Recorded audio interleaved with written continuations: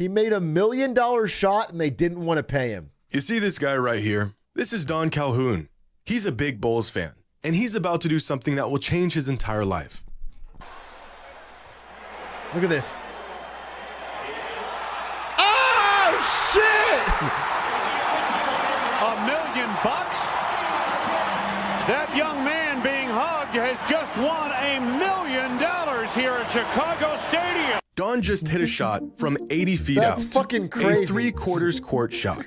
His prize for nailing this absolute bomb, $1 million. Dude, that's like the coolest thing that can happen to an average person. To get to go up there during the height of the Bulls, your favorite team, toss a cross-court shot, everybody pops off, Michael Jordan hugs you. That's fucking awesome. That's like that. Literally, you could coast on that for 30 years. That's so sick. Can't believe it. Fans erupt. Don joins the Bulls as they celebrate his victory. Michael Jordan throws his arm around Don and congratulates him. Good shot, kid. Don had just done the impossible. And with the game ball in one hand, $1 million check in the other, Don Calhoun did it. He was set. Except he wasn't. Due to a technicality in the rules of this contest, the insurance company that was required to make the payoff claimed they simply didn't have to pay the man. Don hit $1 million shot for absolutely nothing. That's so fucked. This is where I stopped. This is exactly where I stopped because I was like, wait, this is going to be actually hype with chat. With $1 million on the line, Seeking. do you think you could sink a three-pointer? Pretty incredible consolation for one simple shot, but no one in their right mind would ever offer such a prize for making a single three-pointer. Except they did. Back in the 90s, during NBA All-Star Weekend, the league and a sponsoring company such as Foot Locker, American Express, Sony would host a contest for fans, the NBA's $1 million shot. It was one of the most anticipated side events of the entire It's just a three-pointer? I mean, I'm not saying I could get 10 out of 10. But they do call me Young Steph, dude. I probably could I could get a 3. You're the same age? How old is Steph Curry? Bro, Steph Curry's way older than me, dude. I'm the same age as Seth Curry, his little bro. Weekend, and out of the millions of fans who entered to win a shot, only one would be chosen to take it. Get selected, make a three. Yes, Steph Curry's in his 80s. Yep, that's what I was saying. Not that I could perhaps be younger than Steph Curry. No, I'm saying Steph Curry's in his 80s, and that's why I'm younger than him. It's crazy what he does. He's still out there hooping at 88 years old. He looks great for his age. Pointer, win $1 million. An opportunity of a lifetime for 4 lucky contestants that were selected over the 4 years that the NBA hosted the contest. And to aid them in their quest for $1 million shot, each contestant was joined by a former or active average Sony fan, dude. This dude's shooting threes and then getting on the console wars on the forums. My hero, dude. NBA player to give them pointers and advice. In 1996, among the 6 million entries, 17-year-old Demetrius Houston was selected to take the $1 million shot. With George Gervin by his side and 17,000 fans looking on, Demetrius lines up his shot. And with $1 million on the line, he clanks it off the backboard. Gervin tells the kid not to worry about it, but I'm sure he did. In 1997, a man named Jim Valente was selected to take the $1 million shot. His host and mentor for the event, NBA legend Oscar Robertson, a man who literally never made a three-pointer in his entire NBA career. But Jim was focused. It was his wife's birthday, and what better birthday gift than $1 million? The free throw challenge where Shaq is your coach. What the fuck? Dollar check.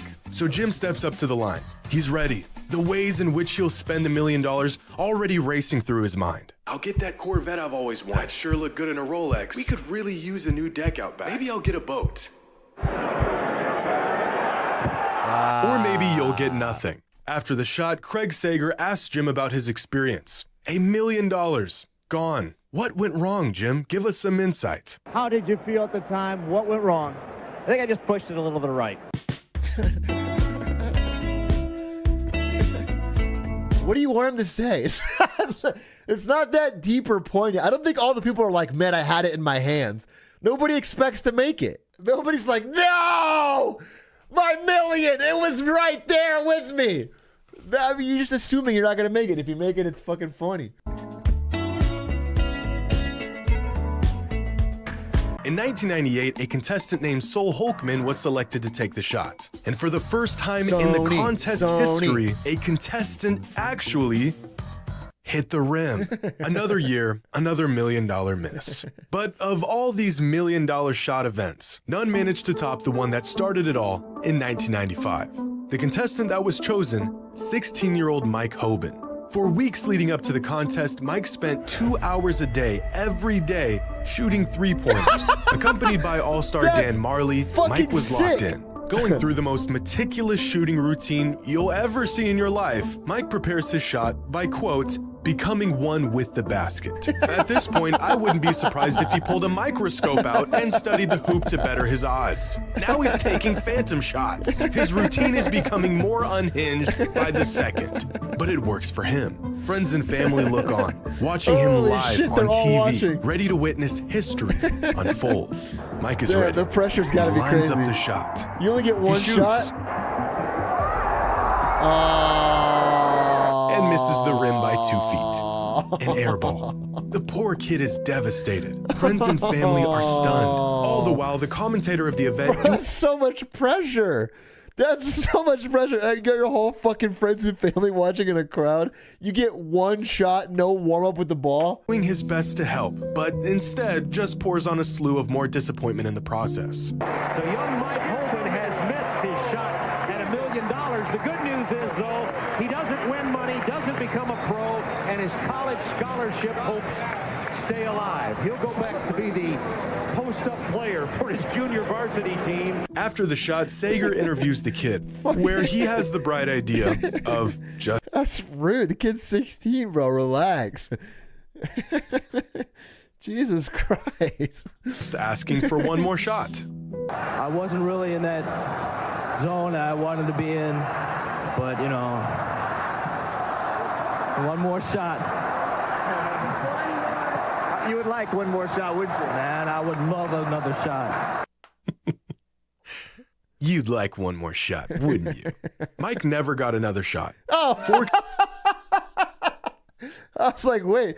Then don't taunt him with it, bro. You'd like one more, wouldn't you? Wouldn't you? Contestants, $1 million on the line for one three-pointer and 0 winners. And looking back on these contests, it's pretty remarkable that no one hit their $1 million shots, because countless fans and contestants have hit much more difficult shots for far less money. We've all seen these contests unfold in person. A fan gets randomly chosen out of the stands to come down and try to hit a half-court shot. The prize money, nowhere near $1 million. Usually the prize is $10,000. Almost like the million makes it harder because it puts the pressure on, you know? $1 million, you give them some time to warm up. Yeah, they're not pro athletes. They're going to choke, bro. $10K and nobody expects you to do it. You just yeet it out. Well, there's a good chance you make it. $1,000 or maybe $20,000 or a car. This Mavericks fan hit a layup, a free throw, a three-pointer, and a half-court shot in sequence without missing. Put him on the fucking team. Forget the fucking 10K. Give him a contract, dude. Get Mark Cuban down and sign him. That's consistency. He's 5'6". He's got heart, dude. An anomaly of events in this context. His reward for the incredible feat, $3,000 worth of gift cards to a local furniture store. But it gets worse, because at a Mavs game a few years later, this woman was put to the task of sinking a half-court shot. She's rocking the dirt gear, she's feeling good, beautiful form, and drills the shot. Oh, wow. Nothing but net. What was her prize for pulling this off, you ask? A 65-inch flat-screen TV. Absolutely appalling. This guy managed to drill a half-court shot at a Blazers game years ago and won round-trip tickets to anywhere of his choice. A pretty unlikely shot from the guy, but far from impossible. What is impossible, however, is the fact that another fan hit the same exact shot 30 seconds later. It's clear that some people actually make these shots. So what would happen if someone actually did hit $1 million? Kind of sucks for that first guy, because the second guy kind of steals your thunder. It doesn't seem that cool or hard if somebody does it right after immediately. Like you only been celebrating for 30 seconds. You're like hugging your family, and then someone else does it, and it's like, oh, I guess people aren't gonna know how cool that was. Dollar shot. What if instead of shelling out some gift cards or a flat screen TV, a team had to actually hand over a 7-figure check to one lucky fan? Yeah.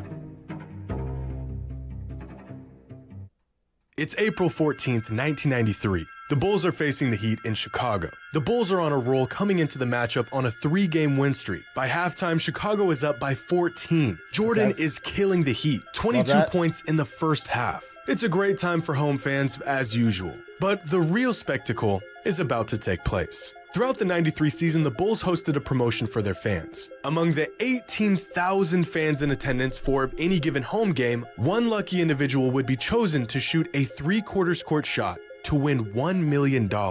At the time, and to this day even, $1 million cash prize for such an event is unheard of. But the odds of such a shot going in are so astronomically unlikely that the Bulls and the insurance company that would be responsible for paying out the prize money felt comfortable running the event anyways. Leading up to that Heat matchup, 19 lucky fans had attempted the halftime $1 million shot. Of the 19, 2 hit the backboard, 16 were airballs, and just 1 even hit the rim.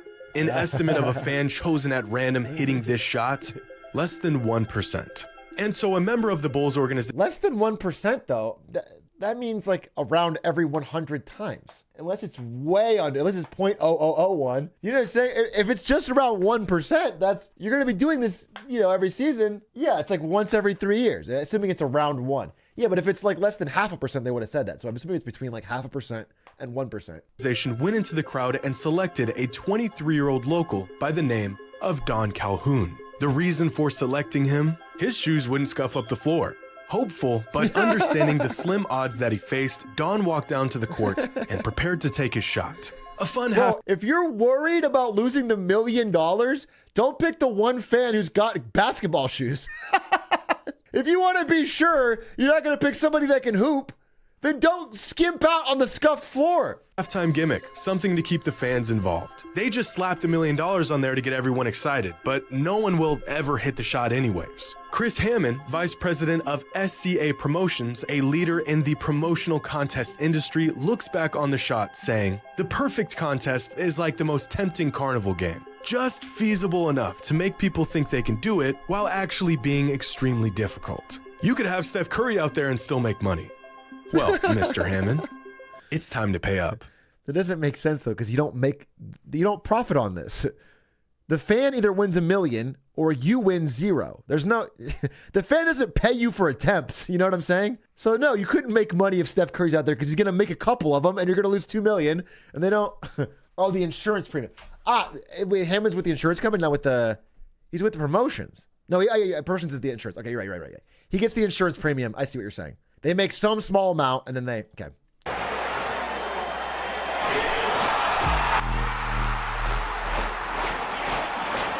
million.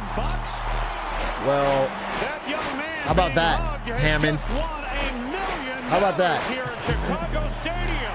And for Don Calhoun of Bloomington, Illinois, a $1 million thrill. In what is possibly the most inconceivable occurrence to ever happen on an NBA court, Don Calhoun drilled an 80-foot shot for $1 million. The whole place goes nuts. For a moment, it's like Don is part of this Bulls team and they just won another championship. It's like he's on the team.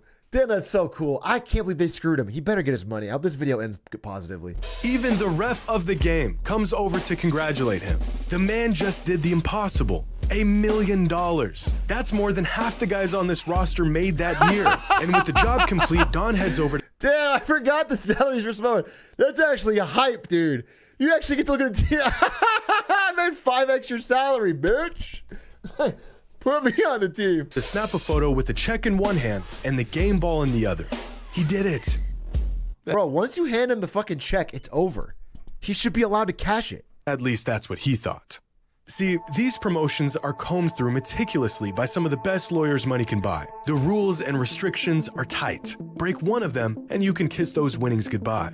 Don Calhoun broke one of the rules. What was the rule? Not intentionally or anything, but among the stipulations of this promotion, one of them states that the contestant could not have played organized basketball within 5 years of the contest. And just 3 years prior to this contest, Don was a member of the Triton community basketball team. The contest people knew this. Don acknowledged this by marking the information on the contest form. But the contest people shrugged it off and gave him the shot anyways. The insurance people, however... That's so fucking sleazy. He put it on the contest form, therefore you chose him, therefore it's okay. He should be eligible to win, especially if afterwards you hand him the check.